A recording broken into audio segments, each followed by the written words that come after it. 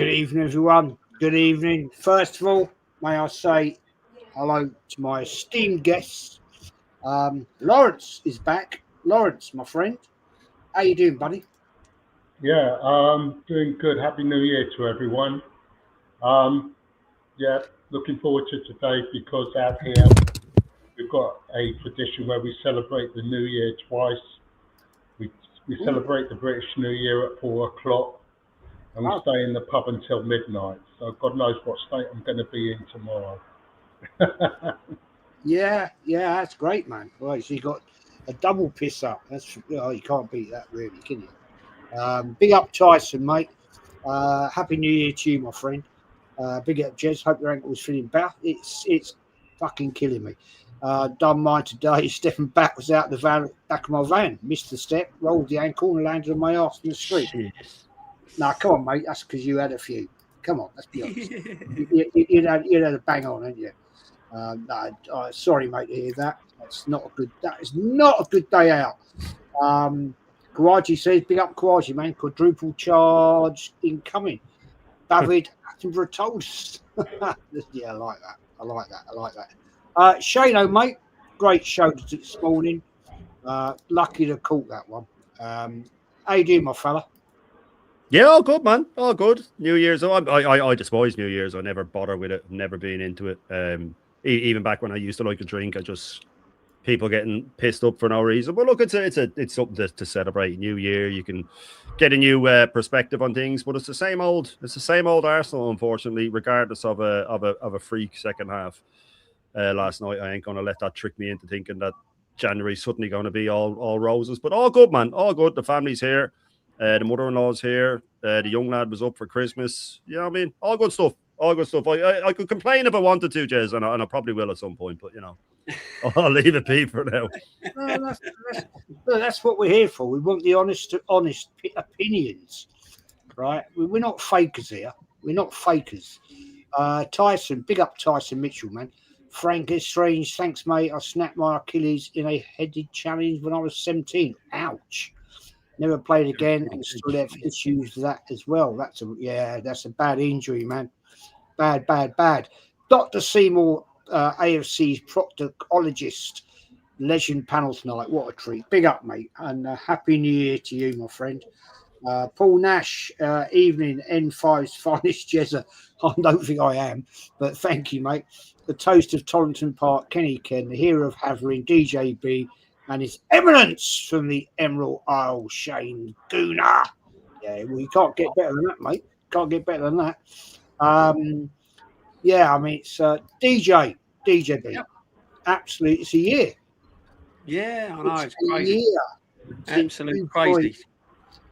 Crazy work how quick it's gone. But happy New Year to everyone. I'm a bit like Shane. I'm more of a Crimbo man than a New Year man. Yeah, happy to be here with all the chat and the legends, Lawrence, and lovely to see you again, my friend.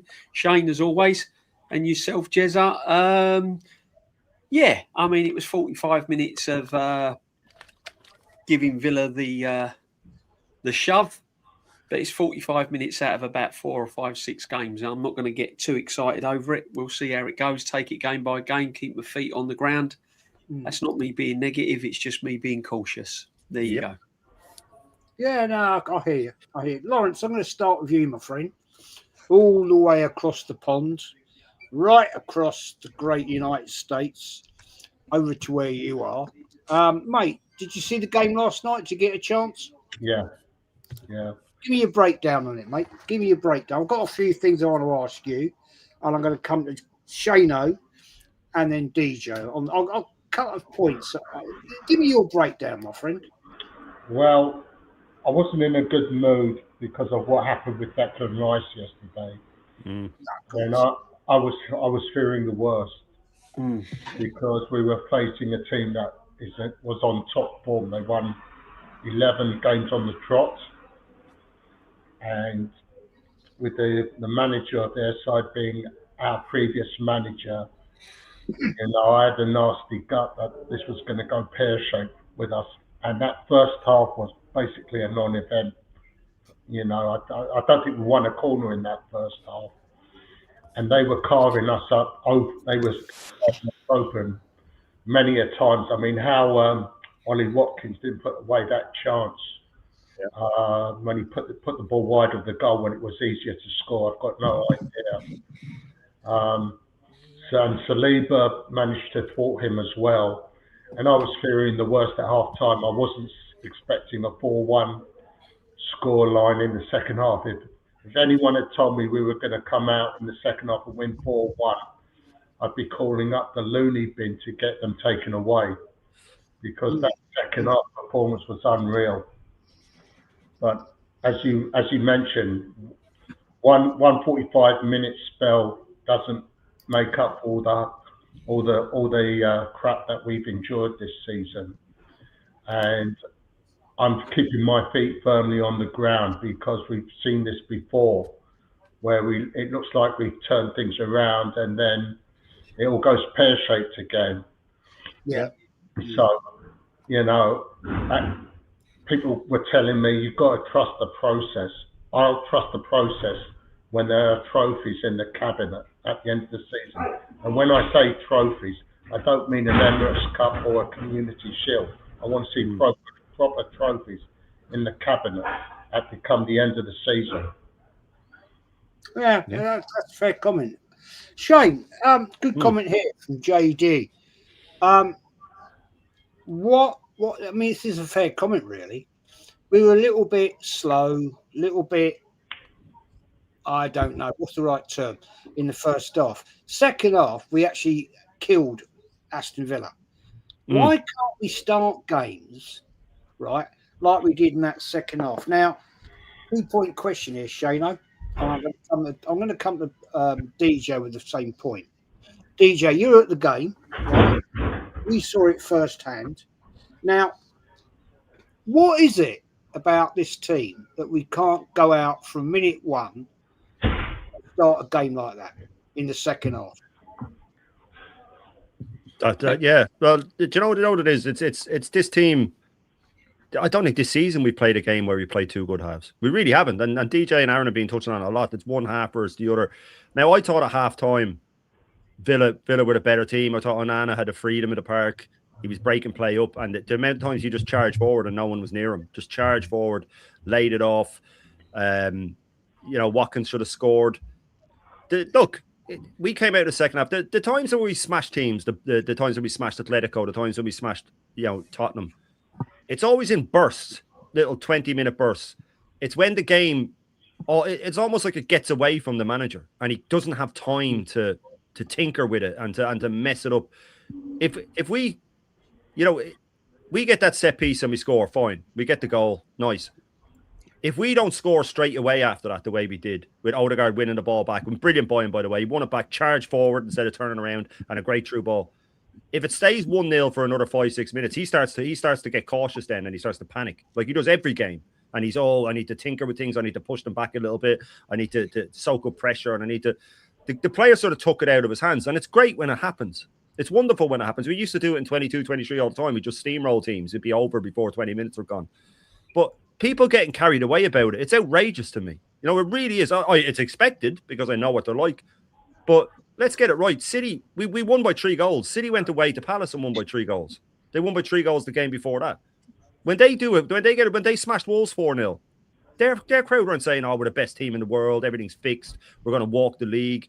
We get so carried away. And every time we do this, especially in recent history, when we beat City 5-1, 3 days later, we got dog walked in the cup by Newcastle. Knocked out of the cup. This season, 2 wins in a row where we smashed Tottenham, then we smash Bayern. We go and draw with 10-man Chelsea. Then we have a boring game against Brentford, and then we lose to Villa. So normally when we have these moments, he doesn't capitalise on them. Now, what this has also done is swept under the carpet the fact that Declan Rice is injured, right? That's what it's done. The swelling hasn't gone down yet. That means he hasn't had a scan yet, by the way. They have to wait for the swelling to go down. Now, he will be in the squad for Bournemouth unless he needs major surgery. If the surgery can be put off until the summer, he'll manipulate him into that, and he'll probably miss the World Cup. But it's sweeping. It's like I saw that. Fair play to Sky Sports actually put it up. I can't remember your man's name, but he put it up saying that there's footage of Declan Rice in the 62nd minute in the Brighton game, pointing at his ankle and telling the bench, Now, Declan, and big up the views he made this point. For Declan Rice, who's played through broken toes and stuff, to point at an injury, it's got to be bad. Well, it has to be bad for him to point at it. He then went on to cover the second most ground of any Arsenal player in the Premier League this season, right? On a bad ankle, that was injured, that he told the bench about. Now, these guys keep telling me that, well, what was he meant to do with Timber? He had to play Timber against Palace because he had no other right back. Well, that's just not true. You just don't play the injured player. Also, they're saying that, oh, well, he had no other option. He had no other option. Okay. Well, what about the Brighton game? Because he knew that Calafiori was injured and he had an option in Lewis Skelly and he still picked Calafiori. So I don't want to hear that one anymore about him not having an option. He'll play the injured player anyway. So whether Declan Rice plays against Bournemouth or not, the one thing you can be sure of is that he is still injured. It's just he's not as badly injured or injured enough that he can't run. And I look at people think now, Gabriel's back. Oh, Gabriel's back. Arteta has said 3 or 4 times in the last 2 interviews, oh, he was given 8 weeks, but he came back after 6. You know, that's what he's like. No. He was given 10 weeks and he came back after 4, mate. So you're just chalking a little month off there that you risk him coming back. We have 10 games coming up in January, and I'll finish on this. If Gabriel sees them out, because he'll play every one of them. He'll play every one of them. If he's still standing come the end of January, I'll be pleasantly surprised because I don't see it happening. They seem to think now that players are back, that's it. He's about to shoehorn Havertz back into this team in January when the fixtures pile up. And if City go away and win, which is a tough game, by the way, against Sunderland, a really, really tough game against Sunderland. If they go there and win, people seem to forget that it's 2 points again. It's 2 points again. And then we're looking at the weekend going, oh, shit, we're away to Bournemouth. They did it twice last year. City are at home to Brighton. They could be ahead of us. People think it goes away. The way these fans talk, Jez, is like, oh, well, we hammered Villa, so we get 15 points. You still only get 3 points for it. You still only get 3 points, and City's goal difference is still better. So, yes, it was a great second half, but we've, as Lauren said, we've seen this so many times under this guy, where we have purple patches, and the worst form of our season always comes directly after the purple patch. Because as soon as something goes wrong, he can't handle it, and he loses his head. So, for me, yeah, great result. Loved it. Enjoyed playing that football. But does anyone think that we're just going to start playing that way now? Does anyone really think that that's just what we're going to do to every team? Onana went off at halftime. That was a big thing. They didn't have Kamara. It was a great result, but I'm not getting carried away, Jess. I'm not getting carried away at all. It was a good result, but that's it for me. It's one result. Yeah, that's a fair comment. Fair comment. DJ, I'm going to change this one up, and I'll come back to the other point. I want you to get your opinion on this, right? You there, to the panel, hand on heart, do you think we'll be lifting the trophy come May? And right, last night, yeah. So it's a 2-part question for you, my friend. We weren't great in that, and then all of a sudden we absolutely came out of the stocks and absolutely crucified Villa. What DJ? Right, your season, you go much every other week, whenever we're at home and away and all that, right? Do you think we're going to lift that trophy in May? And why can't we start games like this, my friend? Well, the point of the matter is that there's still a debate whether we're going to lift the trophy at the end of May, because he's going to revert back to the same 11 that's failed him the last 2 seasons. And they never lifted the trophy come what may. So we've got Eze that can't even get on the pitch. We've got Gorkarez that's just fallen off of a cliff. Again, he's ruined another striker. Whether it's the tactics, whether it's, and I said this earlier in my stream, it's just a bad marriage. He's come to the wrong club. He's taken the wrong job. It's not working out for him. Let's be honest, it's not working out for him. I know there's some blame on Gorkarez as well. The thing is, at the end of the day, this manager is going to revert back to the same team of last season and the season before. Now, what did that win? Nothing. Havertz's goals was 9 in the Premiership, and he's going to put Havertz as our main striker. We know that. Let's not beat about in the bush. Havertz is our main striker. He cannot make that more public enough without coming out in his press conferences saying, "Oh, we've missed him badly. He's our number 9, etc., etc." So we know that's happening. Jesus is another player that every single Arsenal fan whether you're Arteta lover or whether you're Arteta hater or whether you're in or out, was all saying, oh, if he can get rid of Jesus in the summer, what brilliant business. What brilliant business. If we can get 20 million for him, get rid of him. He's injured. He's never going to play for Arsenal again. Now he's like more or less leading the line. When he comes on, there's a bigger cheer when he came on than I've heard in years at Arsenal. It's as if he's the next coming of the Holy Grail or whatever. I mean, he walked on that pitch. The stadium was like, it went mad. And this is Jesus. This is Jesus who they wanted sold, right? They're jumping up and down. And I'm thinking, but hang on a minute.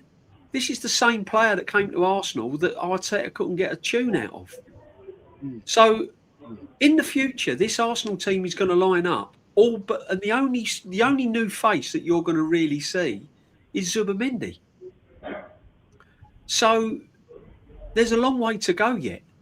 And what you got to remember is that the old guard that he relies on, the plan A, is coming back from horrific injuries. Havertz won't last the rest of the whole season when he comes back. Jesus is going to break down if he starts him every game, which he will do. I was shocked that he didn't start against Aston Villa, to be honest. He'll probably start against Bournemouth, but I was quite shocked he never even started against Aston Villa. So the substitutions will be Jesus starting, coming on for Havertz, or it'll be Havertz starting, coming on for Jesus, coming off for Jesus. So does that fill me with confidence of winning the league? No, not really. Because the whole reason why we wanted new players at Arsenal, and everyone wanted, not just me, not just whether you're Arteta in or out, everybody wanted new players. Everyone was saying, I don't care who he signs, I don't want to see Havertz as my number 9. I don't want Havertz as my number 9. Blah, blah, blah. That's all we was getting. So Berta's gone out and gone, right, okay, we can't break low blocks down. We're not scoring goals. We're missing the missing piece. And the missing piece is, if we had a striker, he'd have won the league easily. So Berta's gone, okay, we'll get you a striker then. Gets him Havertz, gets him Gyökeres, gets him Eze, who's probably one of the creative and best players in the Premiership, right?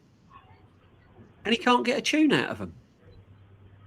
So he can't get a tune out of them two. So now he's reverting back to his old guard. So are we going to win the league in May? I don't know. Probably not, because at the end of the day, we've not really moved forward. And the players that we're having to play is coming on injured. Getting back to yesterday's game, for the first 45 minutes, I'm seeing pretty much the same as what I've been seeing all season. Hit and miss, not really setting the place alight. Villa looking dangerous, should have taken their chances. And then we come out second half, we get the early goal, which helps. And Villa showed a typical team that's been unbeaten in 11 matches.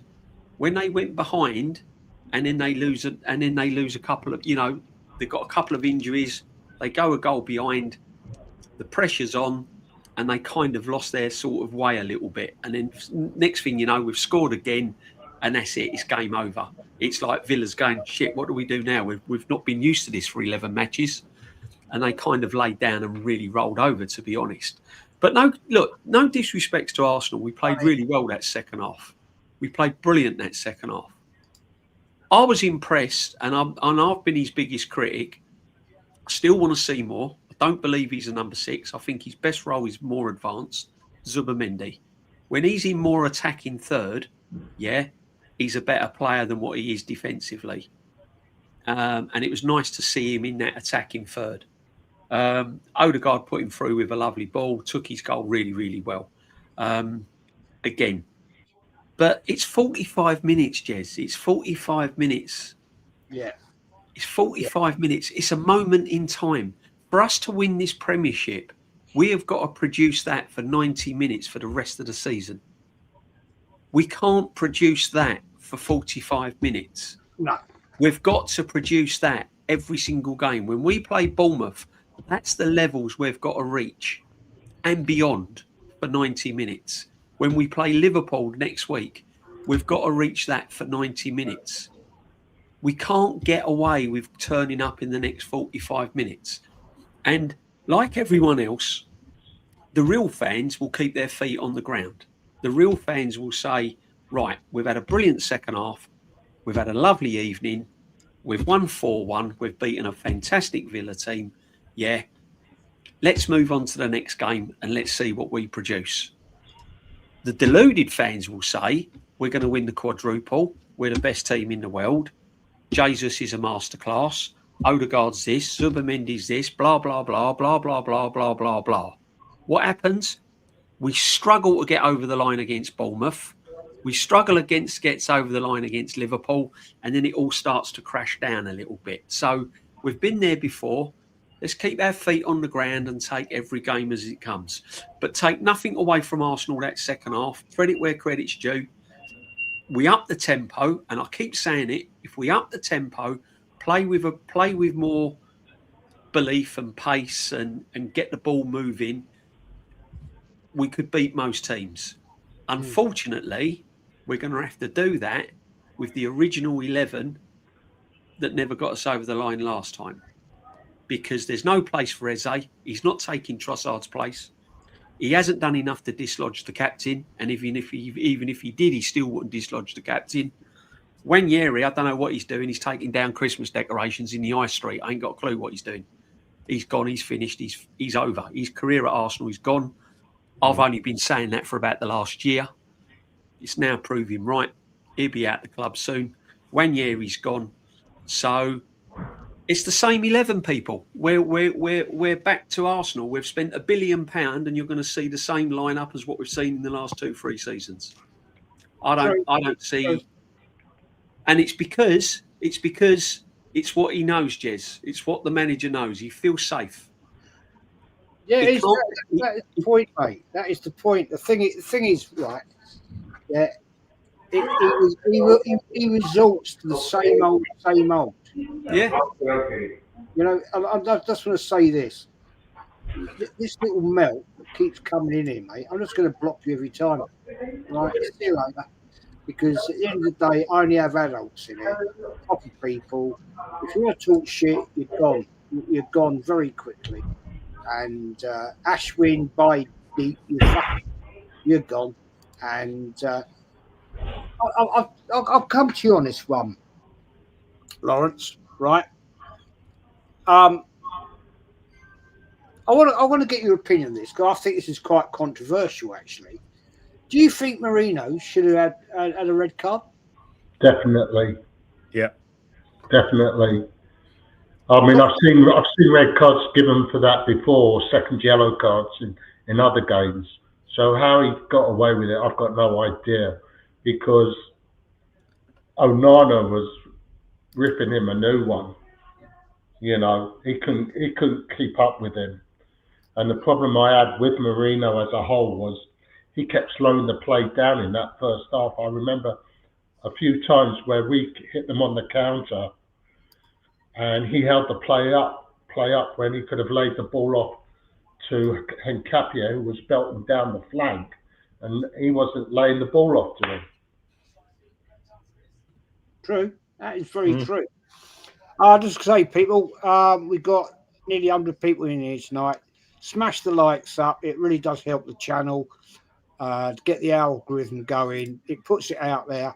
It is New Year's Eve. It really does help us all. Everybody here tonight. You know, we've got some great panelists. Lawrence, Shano, great channel. It works every day. And, of course, the legend that is DJB. You know what I'm saying? But, Shano, personally for me, the Merino incident was a red card. What do you reckon? Yeah, definitely. He could have even had one in the first half. He was playing with fire, like Lawrence said. Onana had him on toast. Absolutely had him on toast. There was a couple of times when Onana, it was one time in the first half, I think he was about 10 minutes into it, when he got the ball in midfield and he just started jogging forward with it, and then he just realised there's just an ocean of space here, and he just kept charging forward. And because our defenders are also ruined with injuries that they can't keep up pace, they just have to keep backing off. They can't even close in on them, because if Gabriel had a step forward, Onana just has to punt it into space past him and leave him for dead.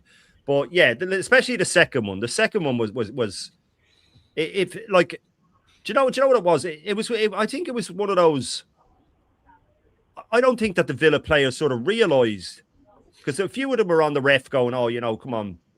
But if that happens the other way around, he sends them off. When the crowd flip out, when the home crowd go, and the ref has a decision to make, he gives a second yellow card for that. And that's just home advantage. Like I'm saying that as well. I'm not saying that Arsenal, because it's Arsenal. What I'm saying is, if Villa had been at home and it had happened there, it might have been a different story if the crowd had erupted because that's a yellow card all day long. A yellow card all day long. He got left for dead. He reached out. He pulled them back when they were coming forward. It's a yellow card. So it is that thing of, well, I don't want to hear stuff about refs anymore, because Everton should have had a penalty. Let's get that right when we played them. And that if that goes red card at 2-0, do I think they would have come back? Maybe, but I think we would have just done what we did against City and just crowd the box for the whole match. But it wouldn't have been as pretty. We wouldn't be sitting here having the same conversation. And that's it. Do you know what it all leads back to, Jez? It leads back to the whole why people are getting so carried away with one result. That's how close it is to being a different result. And this is a 38-game season. So that's why we don't get so gassed about it all the time. That's why we don't get so gassed about a little win like that. But for me, definitely a red card. Am I glad the ref bottled it? Yeah, I am, because that is the term I will use. He absolutely bottled it. That's a referee bottling it, going, oh, God, I don't want to send him off. I don't want to send him off. So, yeah, we got away with one. We definitely got away with one. I'd say struggle to find anyone who would say that wasn't, apart from top Gooners, who would say that wasn't a red card. And they might even admit it now that we won. I don't understand, Rocco. I don't get your comment, mate. Clutching at a Merino Secchio, lads. Come on. What's your point? It's a discussion. What is your point? Because we're just discussing whether it was a yellow or a red card. You can't, though. You're not allowed to do that, though. You're not allowed to do that. You can only concentrate on the positives. And it's a football channel. I don't get you. Yeah, on a football channel. Don't dare talk about it. Don't dare talk about it. That Rocco lad's a gimp, man. I'll tell you what we will discuss about Merino then. He's absolutely crap. Him Saka were horrendous. He's absolutely crap in midfield. How about that then? Whether it's a yellow or a red or pink, green or white. As a midfield player for Arsenal Football Club, he's not good enough. As a number 9, a false number 9, whatever you want to call him, a makeshift striker, he does a job. Hats off to him. He's done brilliant. As a midfield player, he's not a midfield player in Arsenal. Can I just jump in here, DJ? Sorry, mate, to interrupt you. No, go on, mate. I just want to land a comment here. Rocco, right? You asked earlier whether you're allowed to comment, and I ain't got a problem with you. Some will tell these men we won last night 4-1. We're not arguing about that. What we're saying is, should have Merino got a red card? Look, mate, fella, when you come in the chat, get your facts right, yeah? We're not questioning the 4-1 win. We're questioning whether Merino should have got a second yellow red. So before you make your comment, look what people are saying in the chat and what this esteemed panel is saying.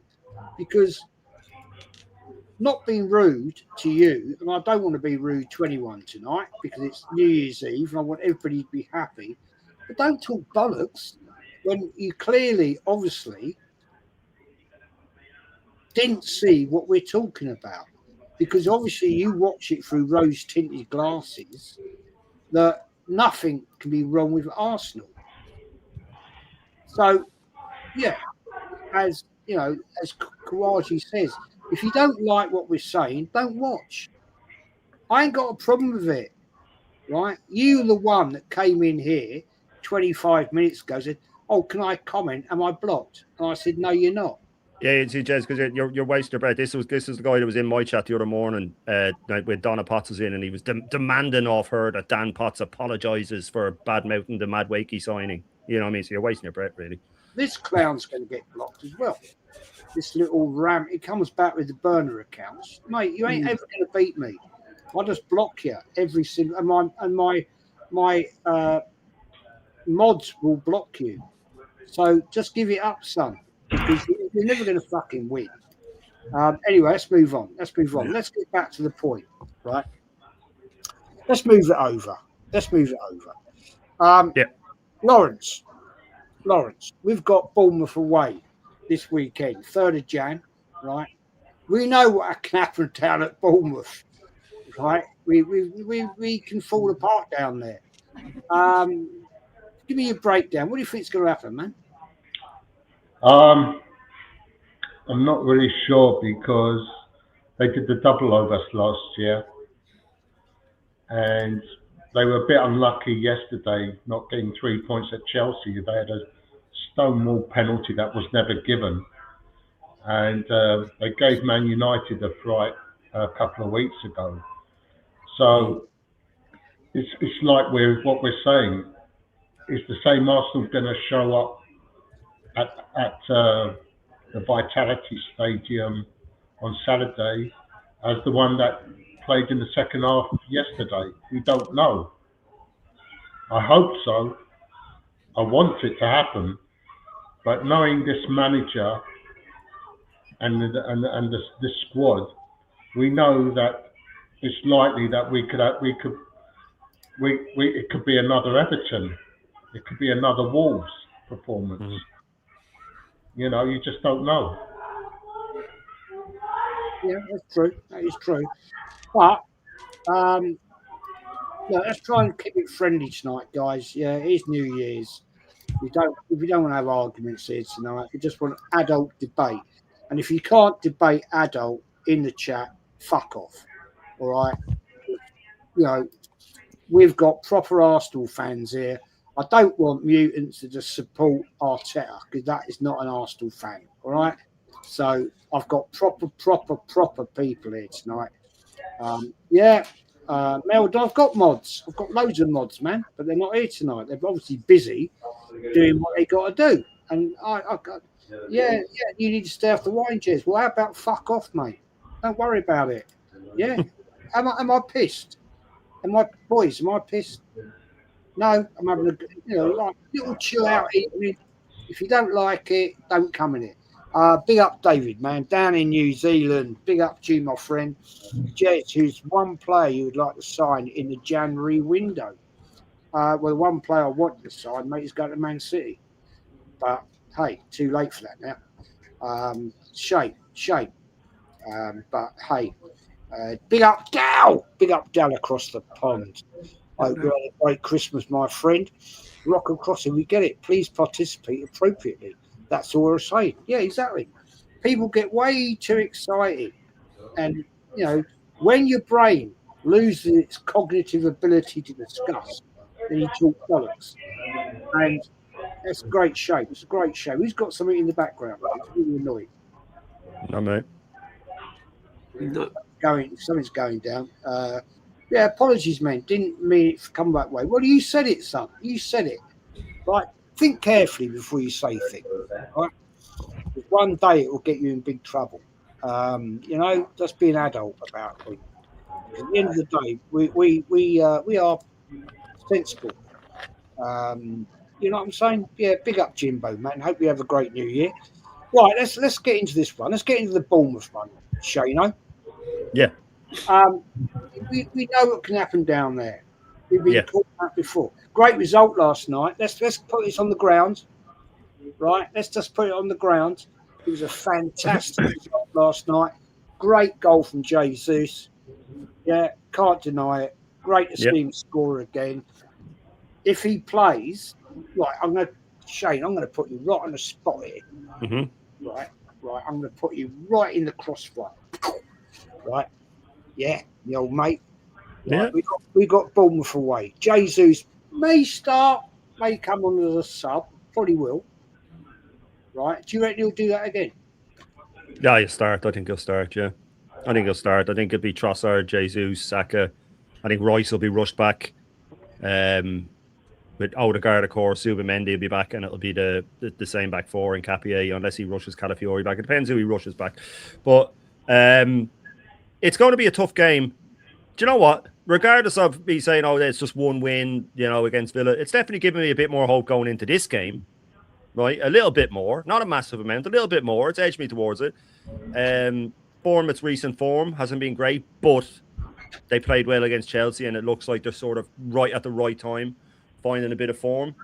Will City, pull the trigger on the Semenyo deal before the game, or will they wait till after the game? Who knows? They might wait till after the game to make that transfer, which would be be quite sly on their part if they said, you know what, you can have him just for that game, and then we'll take him.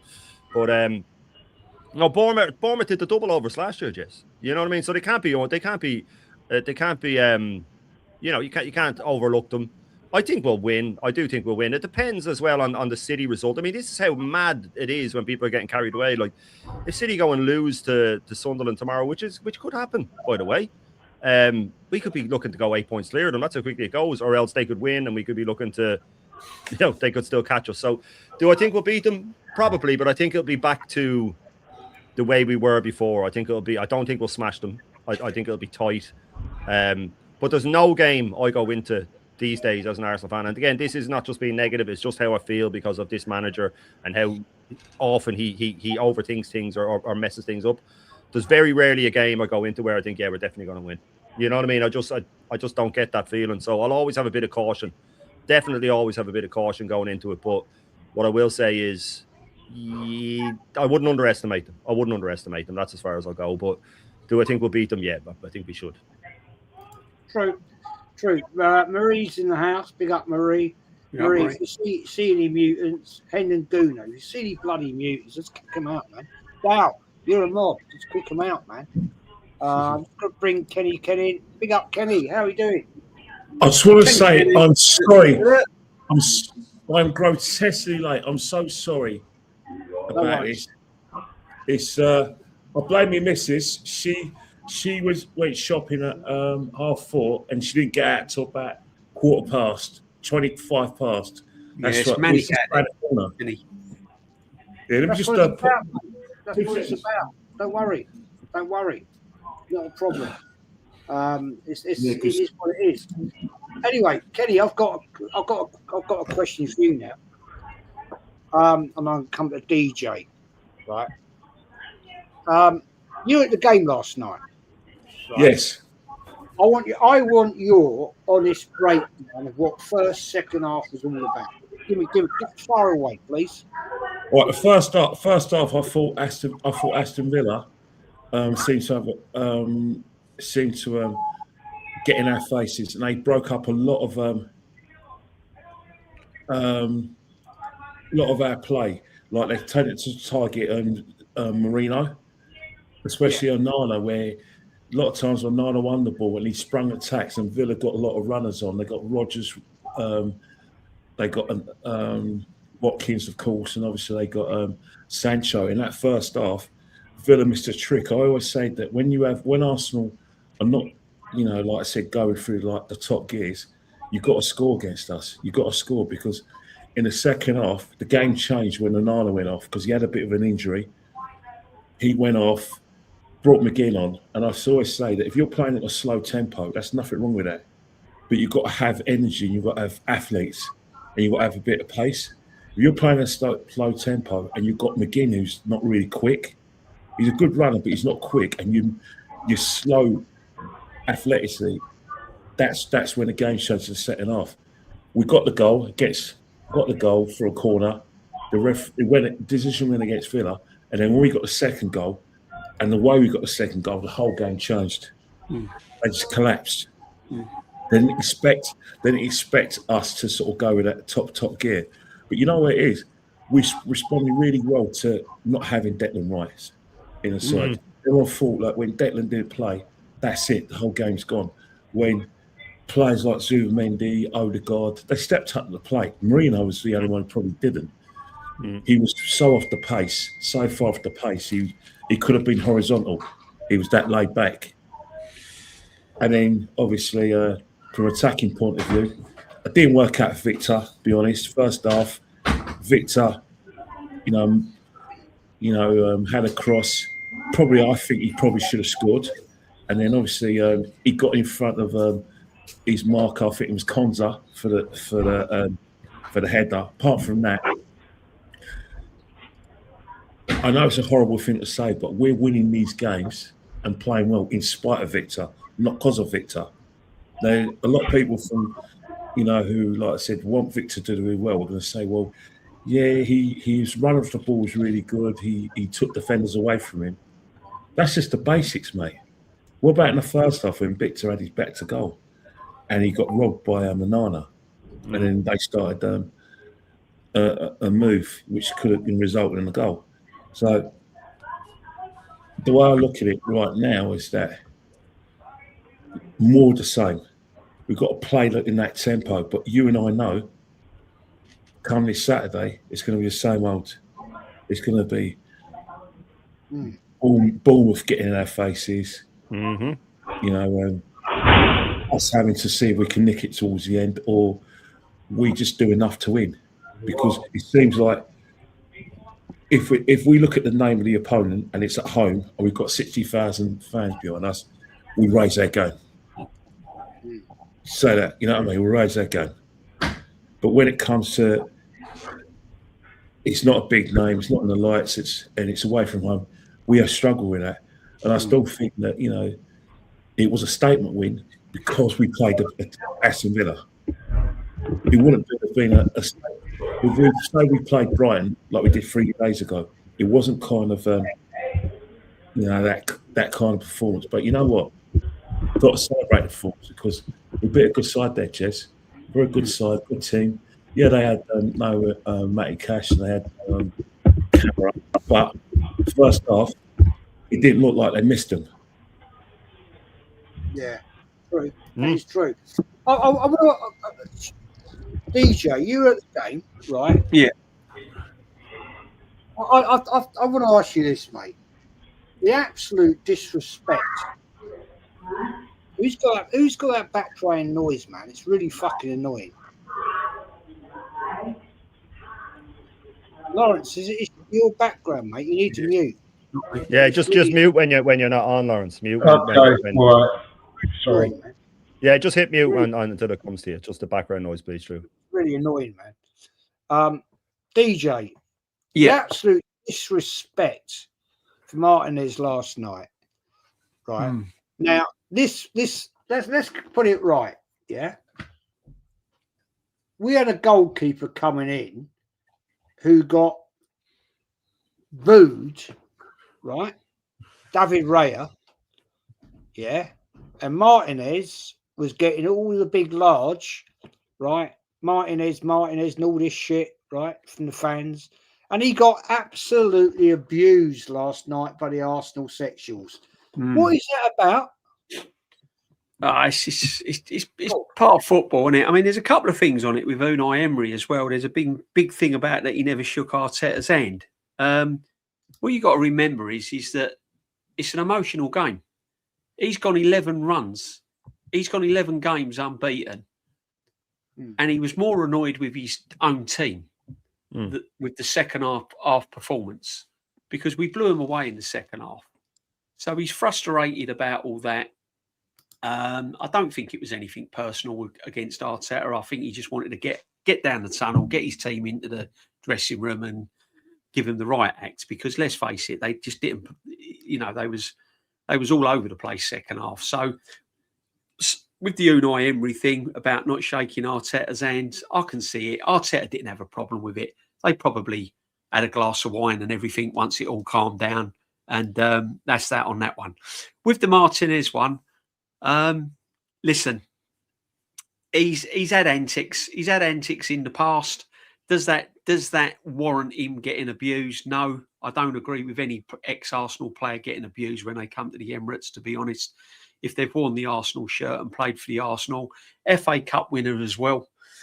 And you got to remember when Martinez was at the club, he served his time. I mean, he was second fiddle for a long time. You know, he was patient. He never caused a problem. He accepted it. He accepted his place in the squad, and he just got on with life quietly. And when he was called upon, he was absolutely outstanding.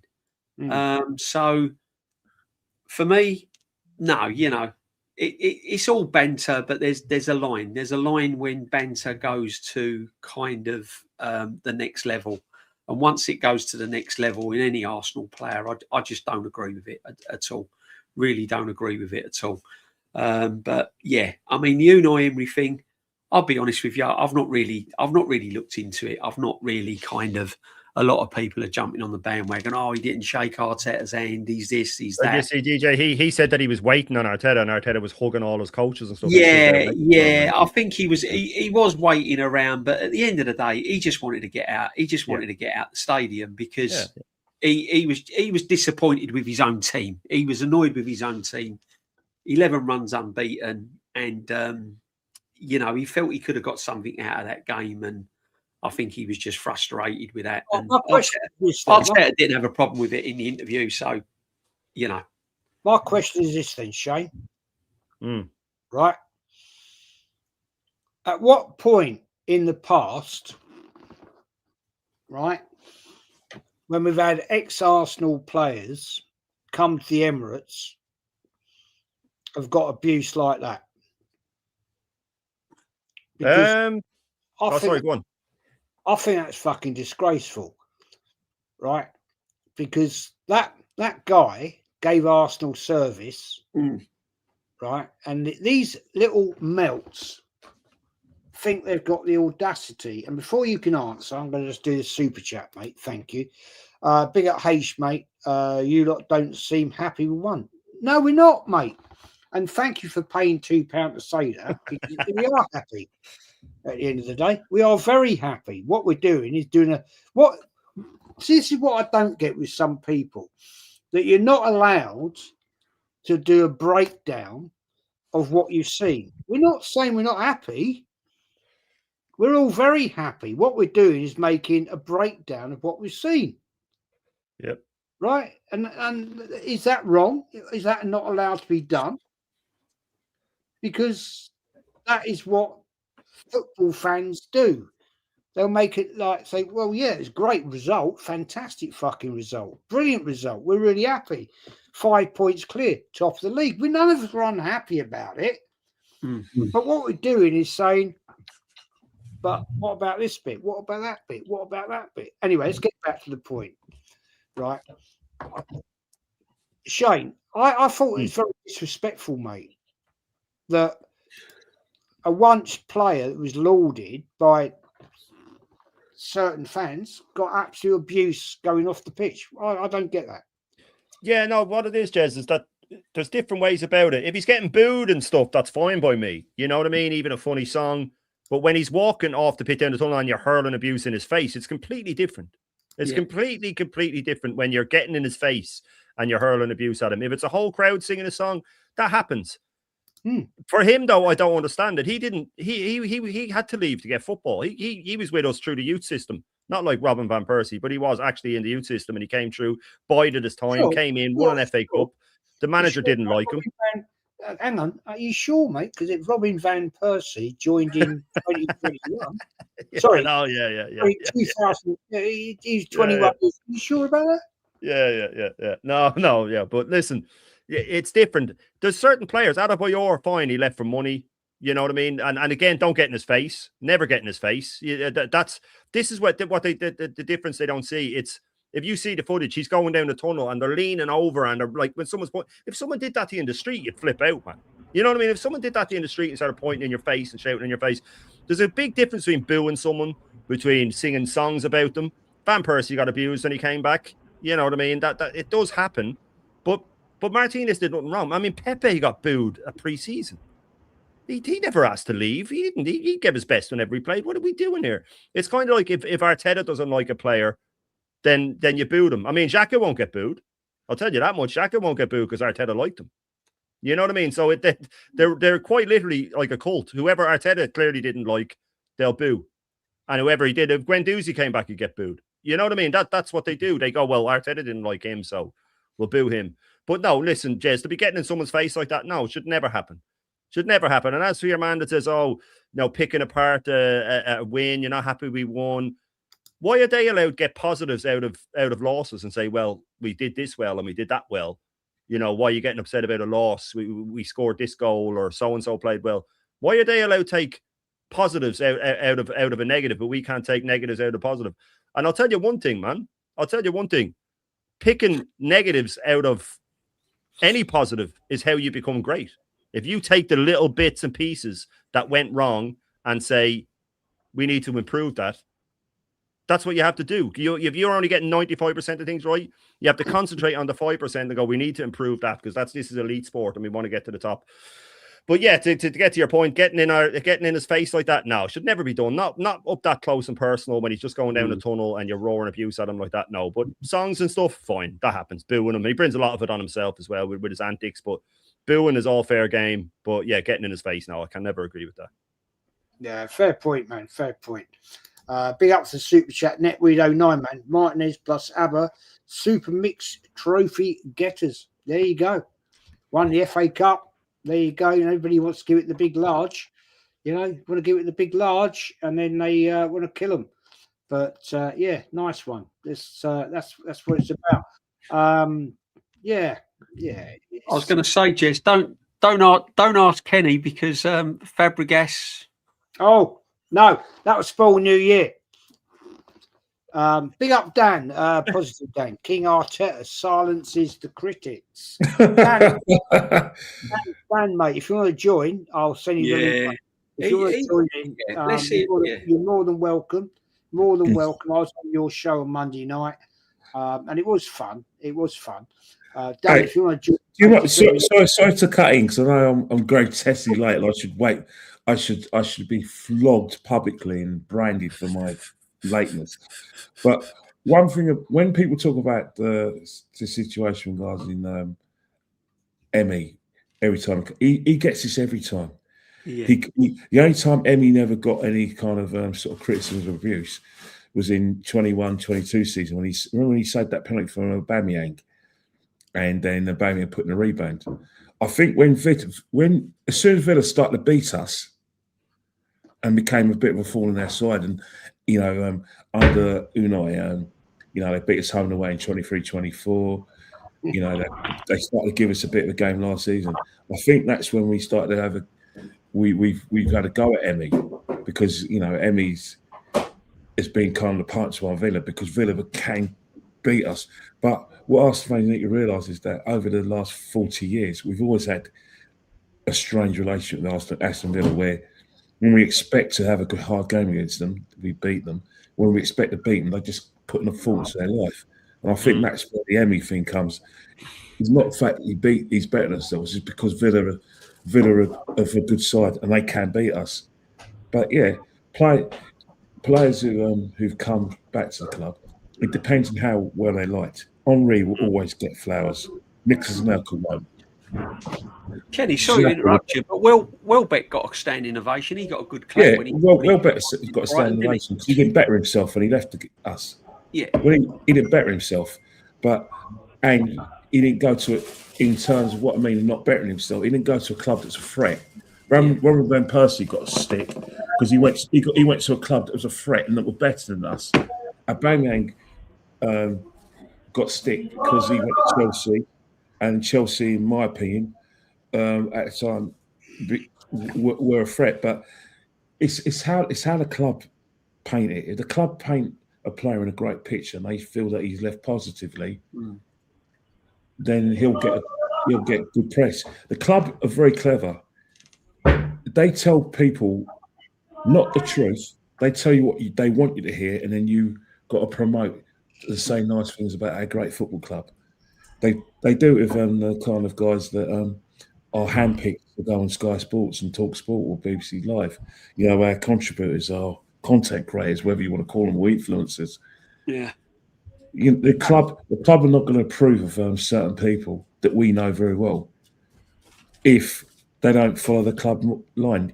For instance, if I was a businessman, Jess, and I was like the Emperor Nero, megalomaniac, I'll tell you what I think you need to hear, and in your reward for having access to my kingdom is that you've got to say nice things about me, no matter what. True. And if I need you, if I was pissed off with someone within the club, and I need you to, like I said, paint a bad picture of the player, I'll leak things to my favourite journalist, and he will say, an insider would say, this guy was a bad egg and Joshua. Aubameyang did this, Guendouzi did this, but it's actually me leaking it. But if there's anything going that's detrimental to the club that makes me look bad, you're not hearing about it. It's mere pollution. Absolute fact. Absolute fact, Kenny. I'll tell you what, my friend, I could not put that any better myself.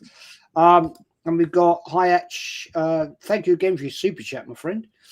Jez and Shane, are you Villa supporters? We won. What is this shirt, mate? What is this shirt? I think it actually says fucking Arsenal. And I think DJB's also says Arsenal. So maybe, fella, keep your £2, right? In the new year, go to Specsavers. I think you might need some goggles. You know what I'm saying? But thank you for your super chat at the end of the day, because at what point tonight have any of us said we're not happy with the 4-1 win? Never have we said that. All we're doing is analysing the game.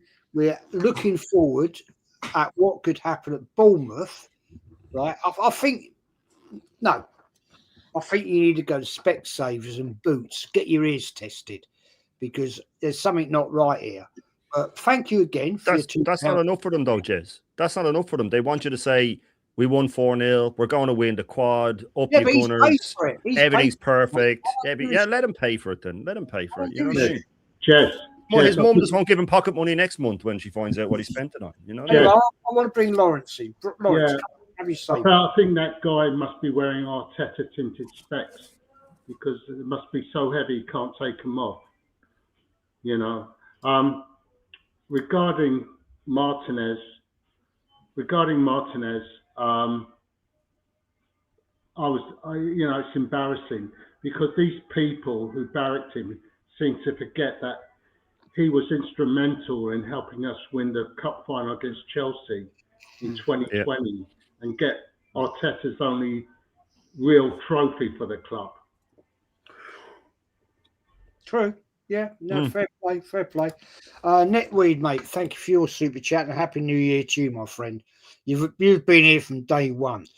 I'm happy with that clearing the Villa reverse was one of the bigger hurdles of our season, second half run. But I'm still Allegri in until Super Mick delivers. Now, that's a good point. Shano, what do you reckon on that one?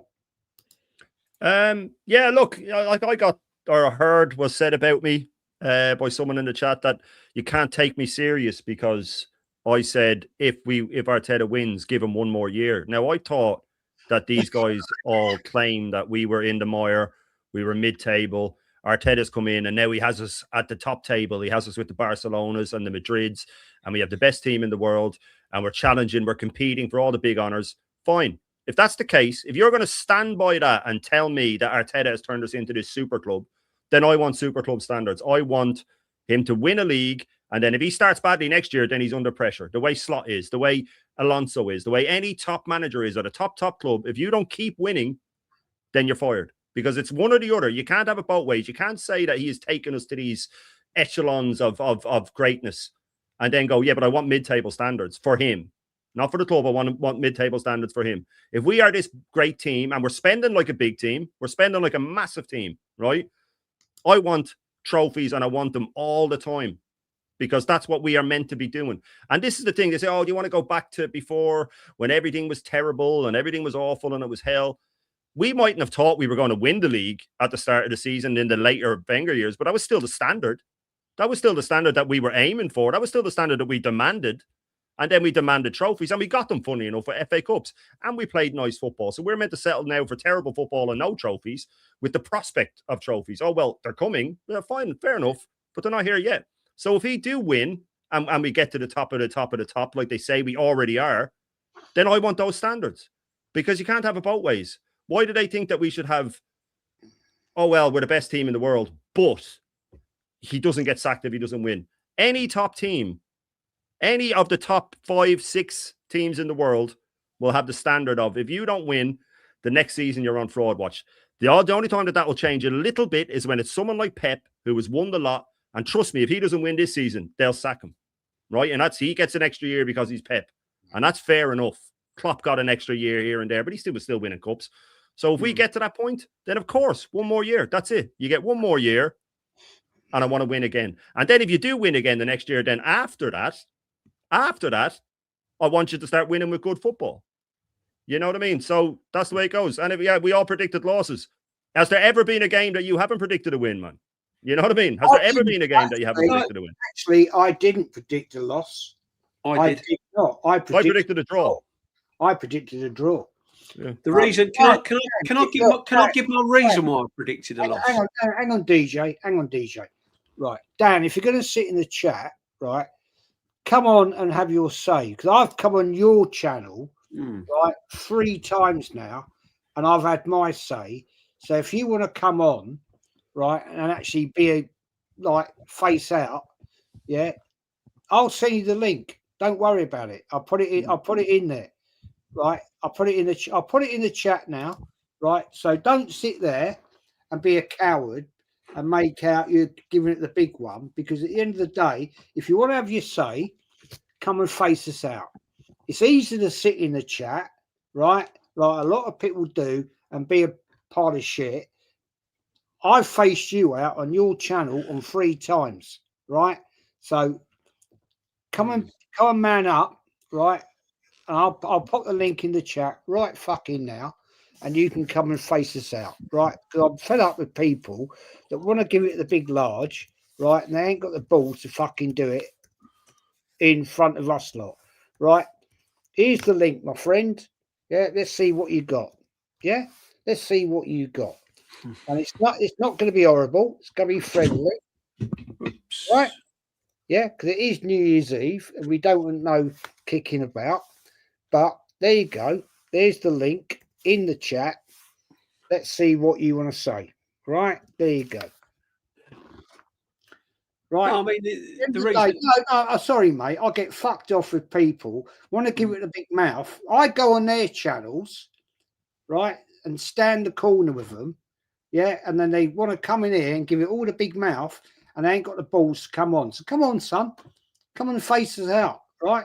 You've got Shane, you've got DJB, Lawrence, right? I was on your show the other night on my own, right? On my own.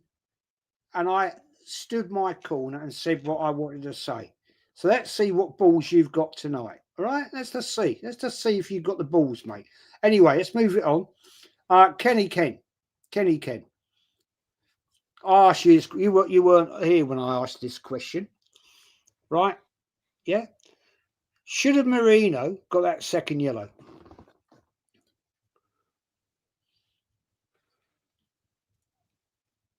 Yeah, by letter rule, yes, but in terms of the game, I don't like seeing play. I don't like seeing players on either side, getting sent off. But yeah, we did get away with one there, and that's the thing.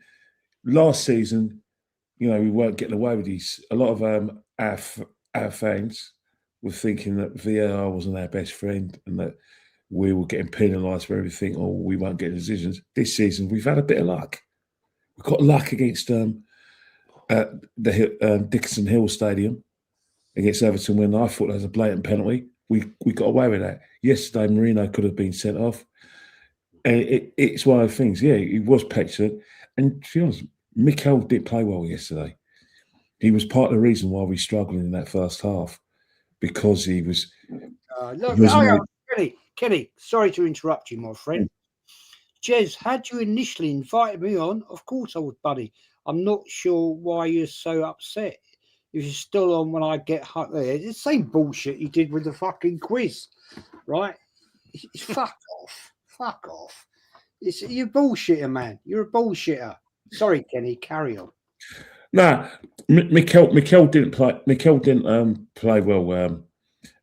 And yesterday, and I think that's one of the reasons where that was the bad Mikel. The Mikel we like is the one who's good finisher, who's good, good at spotting the runs of his teammates.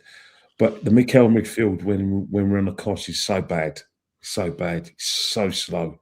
It was probably one of his poorer games.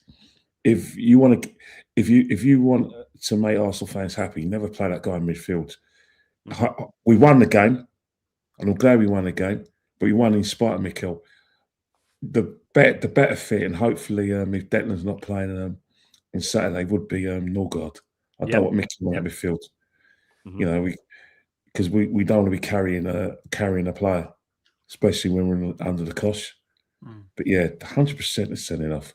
But for me, I wouldn't like to see him gone off. I wouldn't like to see the Villa playing gone off for that. I wanted 11 men, on the pitch.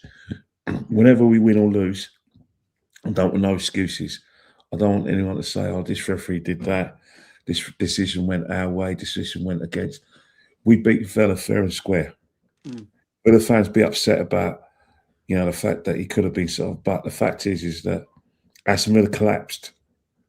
They couldn't handle the fact that the first goal, it was such a soft goal that it had to be a foul on their goalkeeper, but it wasn't.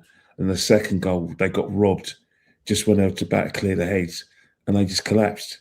They lost. That's why they lost. They didn't lose because Merino got a 50-50 decision that went our way for once. The second goal killed them, Kenny, didn't it? The second goal. That's what we want to see from the team when we go 1-0 up. Is get the second as quick as you can. Don't sit back. Get the second. But you know what it is that we do tend to do that when we play the big teams. We kind of, especially when we're at home, we do tend to sort of get a goal immediately afterwards, because we know that when you play a big team, their first instinct is to see how it goes. Then the second half, when they feel like they've managed to slow the game down, they'll have a go.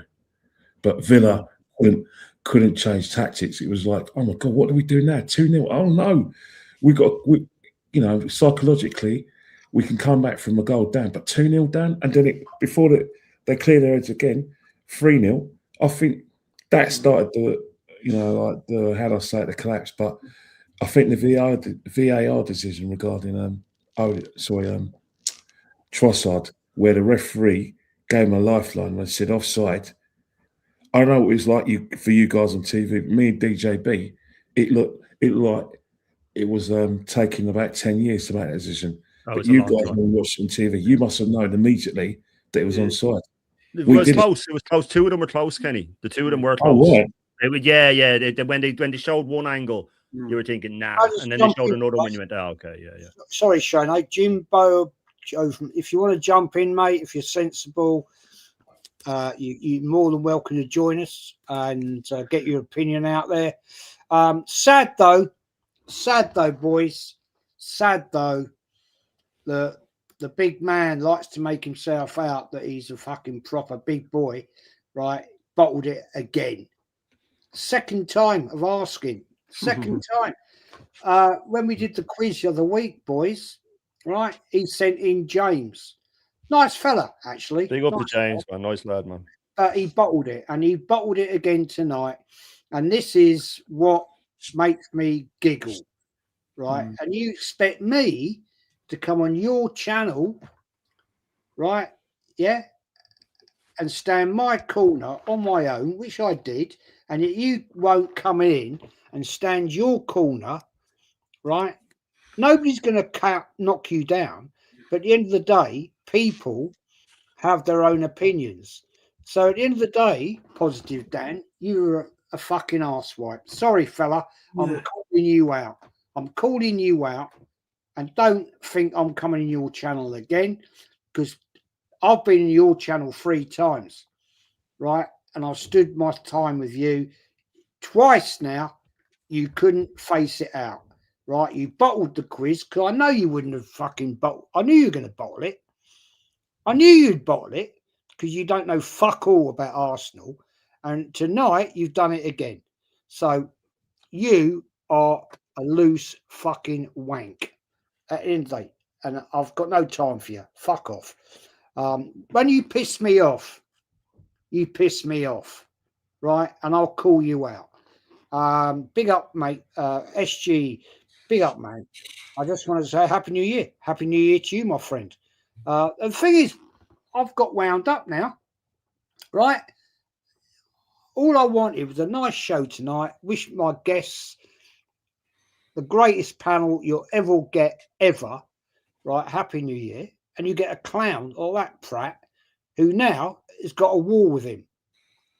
Right? He's got a war with me because at the end of the day, fella, I've been very nice to you. The other night, let's get it right. Let's just put this out there, boys. Right? I shared his stream. I had 1,800 people coming and watch his show. He wouldn't have got 1,800 people watching. Anyway, let's move on. DJB. DJB. Calm. Let's calm. Should we just fucking calm? Thank you, mate, SG, for your super chat. Thank you, mate. Big up SG, man. Let's just chill it out, shall we? We got a tough time coming up, DJB. Tough time coming up. Let's move it over. Let's be positive. Right. We got Portsmouth, mate, in the FA Cup. Away at Fratton Park. Not an easy place to go. No. It's a tricky place. I've been there many, many times. I have, yeah. And it's not easy. And all right, let's be fair. Let's be fair, DJ. Right now, they're shit. Yeah. We should batter them. Give me your opinion, my friend. Oh, it's a tough January coming up on the whole, Jez. I mean, we've got games coming thick and fast. Hopefully the injury to Declan Rice is not too serious, but I'm hearing mixed bags, ACLs and all that. I hope it ain't anything like that. So it is a testing time, not just for Arsenal, for all teams. You know, there's you know, and we've got Champions League involved as well. You've got 2 legs against Chelsea to play in the Carabao Cup, and when you're battling for the Premiership, every game's a cup final. The Portsmouth game is going to be tricky because it depends how he wants to go about it. Now, he can go into that game and play a strong team, or he can use the opportunity to rest players. It just depends. It just depends where. It just depends where he lies on the Portsmouth game. Because the thing with a Portsmouth game is it's an opportunity to get players in there that wouldn't normally get a game and still should be strong enough to beat Portsmouth. Let's be honest. I'm hoping the likes of Wanyeri will get a game against Portsmouth. I'm hoping he'll start. I'm hoping Eze gets a game against Portsmouth, which he should do. But again, we still should be good enough to beat Portsmouth. However, I've been there 4 times now, Portsmouth, and very, very hostile place to go. Very hostile place. I mean, their fans are really, really, really electric. So it is an intimidating place. It ain't going to be easy, but we should have enough to beat Portsmouth. But January is going to be a tricky time. But listen, if we rotate, if we use our squad right wisely, hopefully we'll get through it. But as Dan's come in the chat, the reason why I predicted a loss was because if you was to look at the current form and take your Arsenal hat off and don't look at Arsenal and just look at it as a football fan, on current form, Aston Villa was the better team. We struggled to get over the line in a few games. We had a couple of own goals and set pieces to get over the line and get the 3 points. Aston Villa had won 11 on the bounce. So I predicted that Villa could get an upset at the Emirates on a clearly football basis, not because every game Arsenal plays, we've got a divine right to win. I was looking at it from a football point of view rather than an Arsenal point of view. However, when we did blow them away in the second half, I was absolutely over the moon and absolutely delighted. And what a difference Gabriel makes in the team. And before we go any further, we all talk about, or we hear rumours that, Saka's world-class, Saka's this. But out of Saka and Trossard, I know who I'm dropping if I have to. And it ain't Trossard. So it's funny how Trossard is our best attacking forward player when we've spent over £1 billion, who everyone wanted sold in the summer. So that's a weird one for me, but there you go. There you go. New guest tonight, Jambo, how you doing, man? How you doing? Can you hear me? Yeah, I'm fine. How you doing, Yeah. bud? Give us your opinion. Oh, unless yesterday. Well, the first half was not good. And I think Saka was greedy, you know, taking that shot in the second half and not passing it to, was it Gyökeres in the middle or something? Yeah. I think that was when we were 4-0. Yeah. And in the second half, we was great. Got 4 goals and Gyökeres' header went wide. So yeah. Fair play. Positive Dan is here. Jez, what's happening, my man? Why are you so upset, mate? Wow, no, come on, man. Come on, No, be why fair. are you so upset, Jez? Jez, I don't like it when you're upset, my guy, man. Why are you upset? Nah, Did I upset you? You did. You upset him. Yeah, you pissed me Why off. did I upset you though? You know. For firstly, I just want to say it was negative Dan in the chat first, acting as me on the wind up, right? Then he sent me the live that you lot are on. I come in and all I said was the first thing I said is you guys said we were gonna lose. That was it. Regarding to coming on your stream, Jez, I know you come on my stream and I appreciate it, but I'll tell you at 9 o'clock, don't I? Had you told me today you've been doing this for 1 hour and 70 minutes, Dan, can you make it at 6 o'clock? No, hang on. Yeah. You came in the chat. As you can see, I'm using my phone right now. If someone rings me, it's going to start, you know what I mean? Yeah, but I didn't know you were about.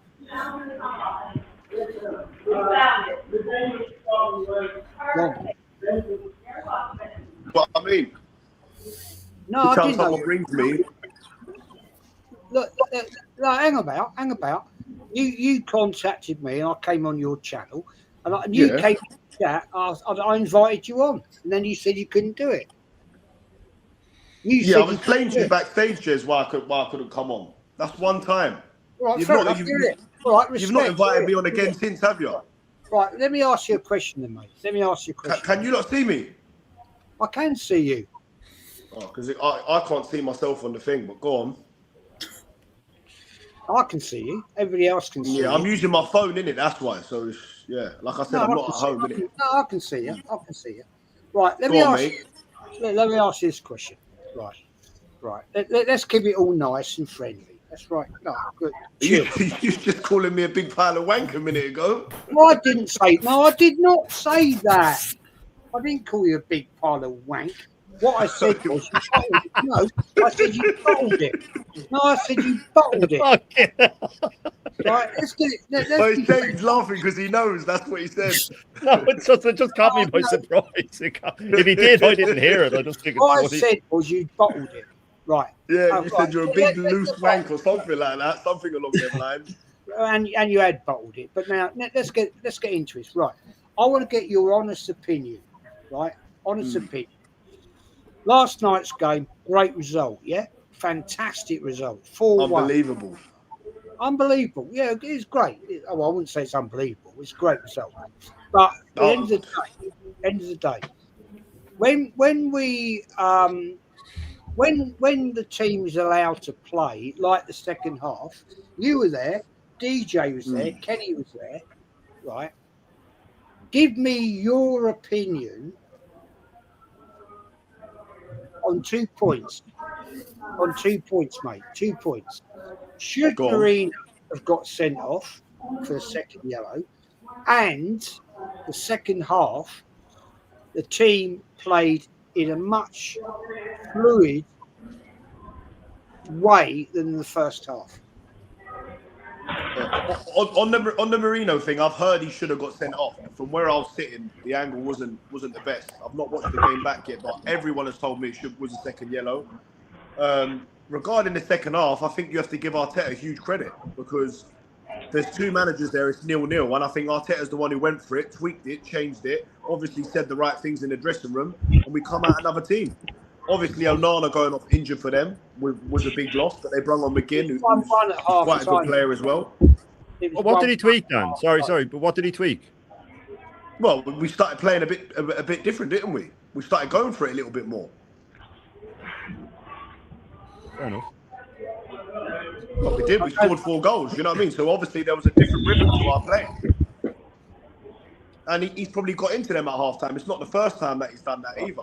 That we've come out flying in the second half. And if you think about all the big games that we played, right, where teams play a little bit more. Bayern Munich, we scored 3 goals at the Emirates. Spurs, we scored 4 goals. Aston Villa, 3 goals. So in the bigger games, we're scoring more goals. And I wouldn't be surprised if we go and put 3 past Liverpool on the 8th of January as well. Lawrence, can you please? Because they'll come and play as well. Lawrence, can you please mute? Yeah, sorry. Sorry, mate. Go on. That's all right. I'm just saying, when we play the bigger teams, Atletico Madrid is a big team, right? And we beat them 4-0. We've beaten Bayern Munich 3-1. That's 7 goals against 2 of the top teams in Europe. Spurs, we put 4 past them. I know they're not exactly doing well, but it's a North London derby. 3, we've just put 3 past Aston Villa. So people say we're not scoring, but listen, when teams come and put 10 behind the ball, sometimes they get so nervous and they score for us, or we get a set piece, or we grind out a win 1-0 with like we did at Everton. But when teams come and dare to play just a little bit, we take them to the cleaners. So what you're saying is we need teams to open up for us to score against them? Well, not really. No. Well, it makes it easier for us to score. Of course, it does. It's just natural. That's naturally how it's going to be. The team's just not fully defended. City in their last 2 games against low blocks won 3-0 and 3-0. They won 2-1 their last game with an 85. No, against low blocks. Against low blocks, Forest came out against them. Against Forest low blocks. would have definitely been at Forest was definitely a low block, though, wouldn't it? No, Forest had more chances in the first half. Yeah, they might have had more chances, but they were definitely playing a low block. This is a Sean Dyche team we're talking about here. So I've been saying for ages. I think one of the biggest differences in that second half is that Zubimendi was playing in a more advanced attacking position. I still say that his best position is not defensively. I think he's weaker defensively. I think it is DJ stands beside him. I think if you have two, I'd like to see him more in I'd like to see him more in an advanced attacking position. But the reason why Eze was bought and Gorkarez was bought was to put a stop to all these low blocks and beat teams that are defending against us. But Eze can't even get on the pitch, so I find that a bit. I don't know. But what did you make of Odegaard's performance yesterday, DJB? Odegaard, very good. Very good. But I said, Dan, I don't. To be honest with you, I don't think Eze's done enough all season to dislodge Odegaard. I always said that Eze had to play some really well game in and game out to dislodge the captain, and he hasn't really done that. He's done it in moments. He scored that brilliant hat-trick against Spurs, but he hasn't really played consistently well game in and game out. He's played well in more games than Odegaard has. Odegaard's only played well in 2 games. Odegaard's played well in 2 games, but what I'm trying to say Odegaard was good against Newcastle as well when he came on. Yeah, but Eze had to really. Listen, I'm finding it strange. I'm finding it strange how we, at the start of the season, was going on about, all we need is the missing piece. All we need is a striker. If Arteta had his striker, he'd be winning the league easily. So we get Gorkarez, and he's turned him into an absolute monster. Eze. And what I mean by a monster is I don't think he's turned him into a monster at all. I just don't. He's what I mean by a monster is it's a nightmare. He's fallen off of a cliff. So he's turned him. He's absolutely. I don't know what the problem is there with Gorkarez, but he's just not getting the best out of him at all. And Eze now can't even get in the team. So, it's just worrying for me that we're going to line up with identical team of what we've lined up in the past that hasn't got us over the line, and we've spent £1 billion. To me, I just can't get my head around it. Kenny, no, it wouldn't be identical because Zubimendi would be in there and Timber as well. Kenny, I want to get your opinion. Timber was there last season. I want to get your opinion on that, Kenny. I think it's quite a poignant point. But give me your breakdown, Kenny. Well, regarding Victor Gyökeres, I say it once, say it 1,000 times. I'm never going to tire of saying it. He's not an Arteta player. Mm-hmm. The reason why I say he's not an Arteta player is that I always say, regardless of what you think of Mikel, the coach, whether you rate him as a coach, I think majority of us think he's a good coach, man manager, and a guy who can manage to get us to win big trophies. I'm not impressed. One thing about Mikel's way of playing, it's not conducive to having an out goal scorer, because he needs more. He needs someone who can play his back to goal. He needs someone who can lead the play, and he needs persons who can make the right runs.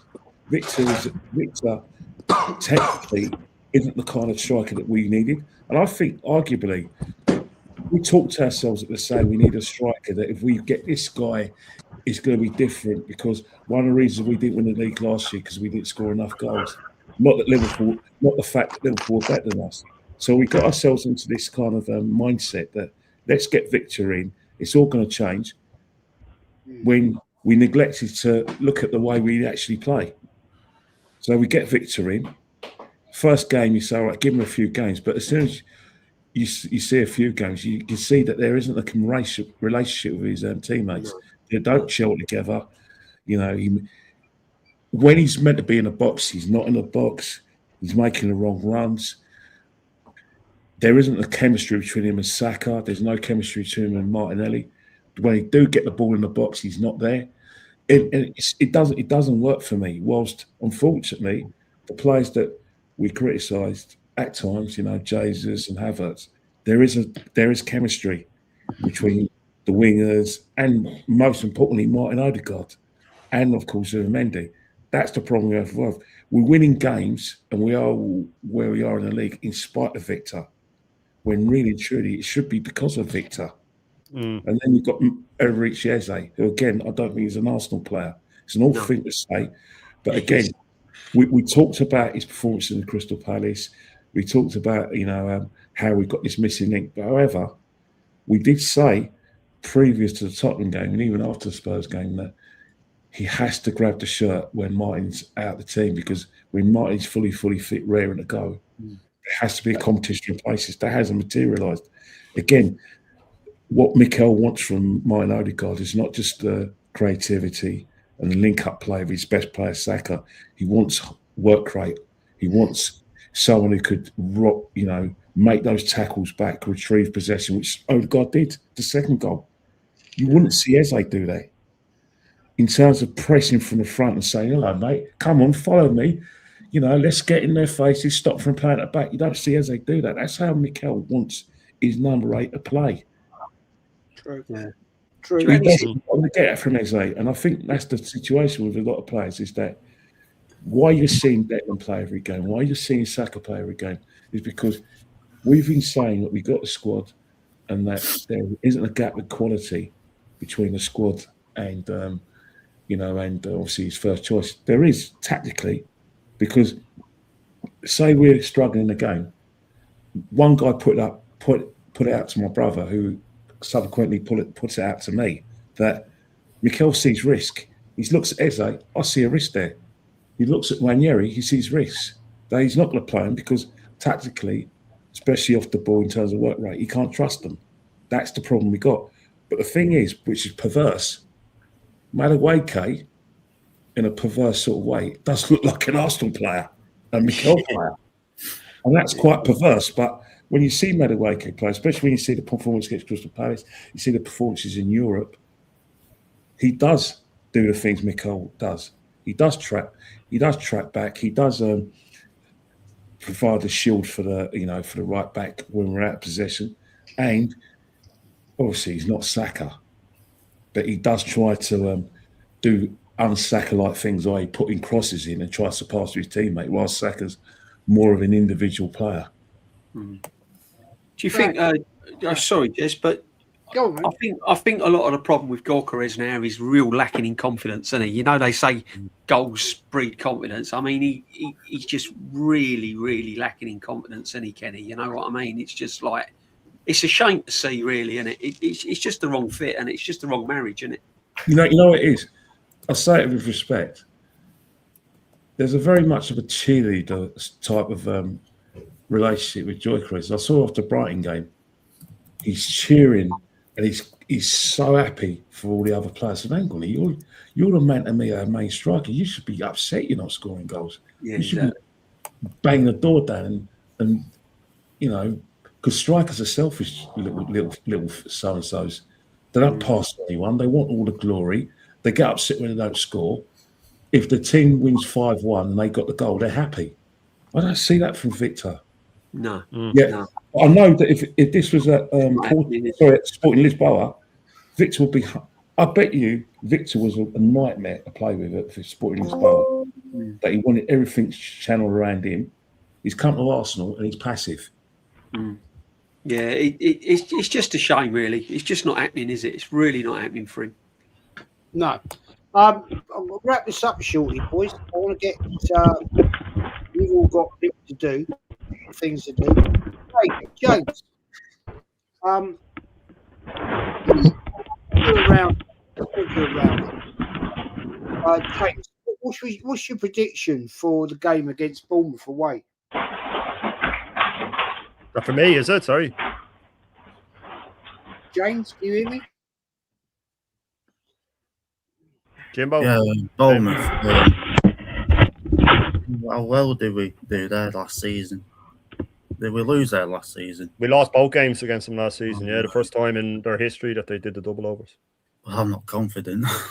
I'm saying I'm going to bid a draw again.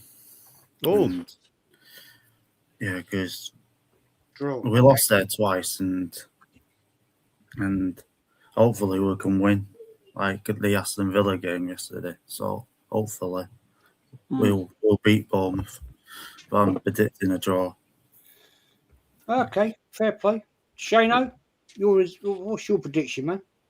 I think we'll beat them. I don't think it'll be easy. I think it'll be another 2-1 or a 1-0 or a last minute goal. I don't think we'll steamroll the way we did. We could do. They're not in great form. I don't think they've won in 12 or something like that. But so I just want to address something Billy Keaton says.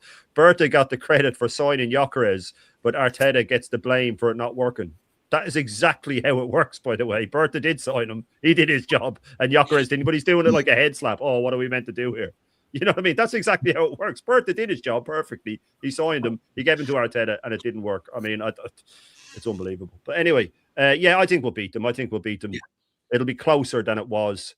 And a lot of it will depend on the City result. Because if City go the way to Sunderland, and I keep saying this, and they keep doing it, if they go away to here, if they do this and they keep winning, we're winning too. Let's get it right. Was it 4 wins in a row now in the league? I think so.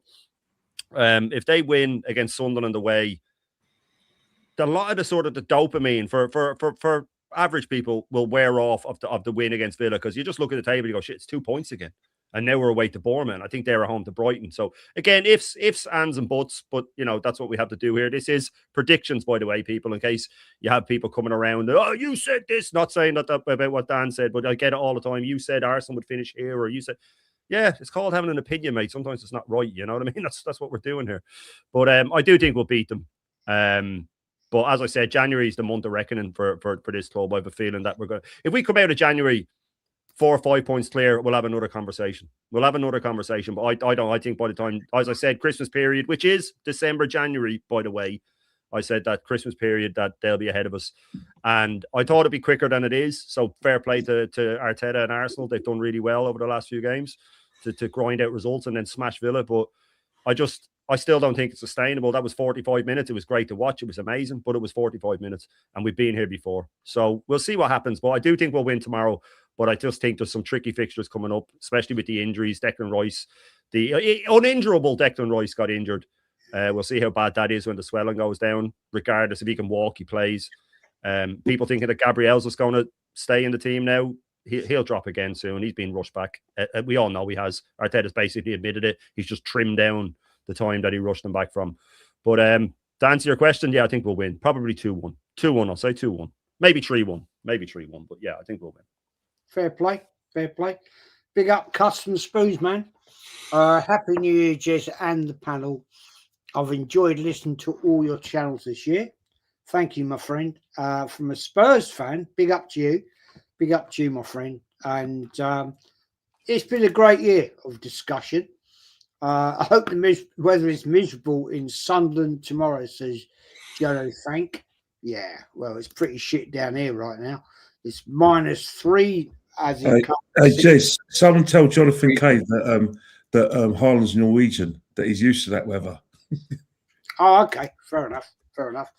Jez, want to come out to the Tom to me in sheepskin later? No, mate. I saw sheepskin 2 weeks ago. No, thank you. So good night and have a happy new year. Gunners for him. If we all get our prediction right every Friday, I'll be a billionaire. Yeah, exactly. Wouldn't we? Wouldn't we all be great? Wouldn't we all be great? DJB. Yep. My man. It's a year since you first appeared. Yeah, I know. You came out of the shadows, set up your channel. Great channel. Oh, yeah, Matty brought you out. Yeah, shrewd signing. I just, Jez, why so second best signing of the season after me, man. Come on. Put his life out specky. I'm not moaning about Arsenal, mate. And how about have a happy new year and come on the Arsenal. There you go. Fuck off. There you go. Life is life, what it is. They're all out today. I think Hendo was right. It's New Year, isn't it? It's school holidays, man. That's why I don't go out New Year, because you get the idiots. You get the idiots in the pubs as well. Well, because they're all sitting in their little back rooms and they've got nothing else to do but wank about Arteta. Great stuff. But honestly, Kenny Ken. Shall I give me Bournemouth? Sorry, mate. No, go on. I was going to give you Bournemouth prediction. Yeah, go on, mate, please. Sorry, Kenny. Do you know what, right? I've been a little bit sitting on the fence with Arsenal, and rightly so, because their latest performances have not been brilliant, so they've not filled you with a lot of confidence. Let's be honest. It's nothing against Arteta. It's nothing against the manager and the team. It's just a fact of life, the way we've been playing, and we've not been playing well up until that last 45 minutes last night, when it was absolutely brilliant to watch and it was back to our old self. That's filled me with a little bit more confidence going into the Bournemouth game. So I think if Arsenal turn up and show that ambition that they've shown in the second half against Villa, I think we'll win 3-1 against Bournemouth. I'll be happy with a 3-1 win. Just get the 3 points. That's what I want now. Just get the 3 points. He's getting. I want to win with a little bit of style, but if it's ugly and we come out with 3 points, I'll be over the moon. But I think we'll win 3-1. Go on, Ken. Yeah, I'm going with that. Kenny Ken, as always, the legend that is, the most knowledgeable man in football. My go-to encyclopedia, because when we all know, guys, we all know when you Google Arsenal, it goes to Kenny. We know that. Kenny, mate. Give me your prediction for the game. Yeah, I think it's going to be. I think Bournemouth will come out. You know, I think they're still going to have Antoine Semenyo playing. They'll give us a game, but the thing is they won't keep keep a clean sheet. They'll concede, and that will put them in bad stead. I expect us to win 3-1. You know, it's a game where we are going to be under cosh. They're going to get the bodies forward. You've still got players like Kluivert. Justin Kluivert, they got Evan Nielsen. Both guys played well against us last season, home and away. Kluivert got a penalty at Dean Court, and at the Emirates, Evan Nielsen got the winner. So they're more than capable of giving us a bloody nose. But our application has to be better. We put in the second half performance we did yesterday. We'll win comfortably. However, you and I know what we've seen in the last couple of this season mostly, and last season. Big name, we perform, especially at home. Now, we lift ourselves for Bournemouth. We're expected to win. We think everything's going to, fall into place like the pieces. Got to play well. If we don't play well, then it'd be a drag, and it would just be maybe a set piece who wins the game. But if one of these days, we are going to get, a cricket bat up the backside. We are going to get hit, 6 of the best from a team, because you can't keep on sort of like turning it on and turning it off. I think because when you think about the games we've got left, Liverpool at home, that's going to game we're going to turn up for. Apart from that, we haven't got really big names in sort of at home. So these games going into straight, if we're not motivated, that will lose us the league. It won't be Man City away. It won't be, Spurs away. It'll be these sort of games that will lose to the league. So we've got to be keep our sort of thinking caps on and just think, right, we're playing Aston Villa again. We're playing Man City, and have that attitude. We don't have that attitude, the league's going to be lost because we won't lose many games, but if we drop points, the City keep winning, game over. True. Yeah. That's so true, man. James, my friend, give me your prediction for the Bournemouth game. I'll say hopefully we'll Already win. I beg your pardon. You've already done it. Yeah. All right. Sorry, mate. Sorry, buddy. No. Lawrence, across the pond, give me your prediction, buddy, for the game against Bournemouth. Well, first of all, apologies for the interruptions. I'm having issues with the computer, and where I'm located, the Wi-Fi is a bit iffy. Don't worry. So, yeah, sorry about that. I don't normally like to give out predictions. Well, I'm But, asking you, you've got a good one. Yeah, okay. Well, I don't know. The way we've been playing of late, apart from the other night, maybe 1-0 to us.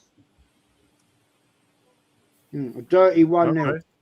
Dirty 1-0, a bit like the Everton game. 1-0 to the Arsenal. 1-0 to the Arsenal, yeah. Good old George Graham settings, man. Yeah. Well, we can go with that. 3 points to the Arsenal. Right, people, I'm going to wrap this up right now. It's been a great year, great chat, great panels, awesome people have come on, and I wanted to say Happy New Year to all of you. Happy New Year to the chat. Shano, DJB, Kenny Ken, absolute fucking legends, man. You've been here all the time. You've given it all the great chat, facts, opinions. It's been amazing. It's been fantastic.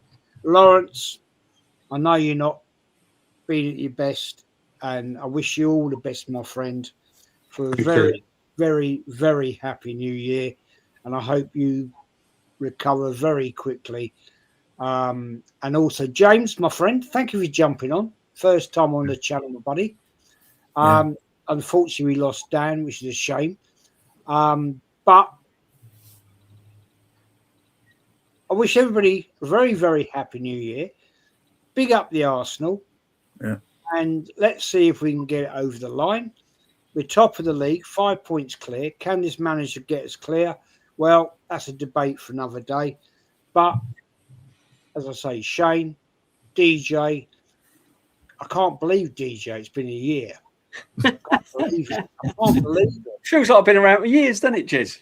Yeah, you're an old fucker like me. No, I'm joking.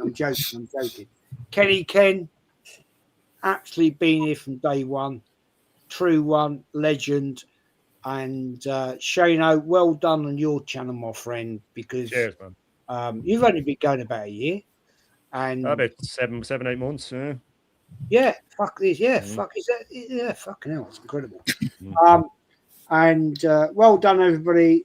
Have a great new year. Whatever you're doing, enjoy yourselves. Take care. Look after yourselves. And we're out of here. Have a great one. Take care. Bye. Happy New Year. Happy New Year, Happy everyone. New Year. Happy New Year, Kenny, Jez. Hey, go on, you Gunners.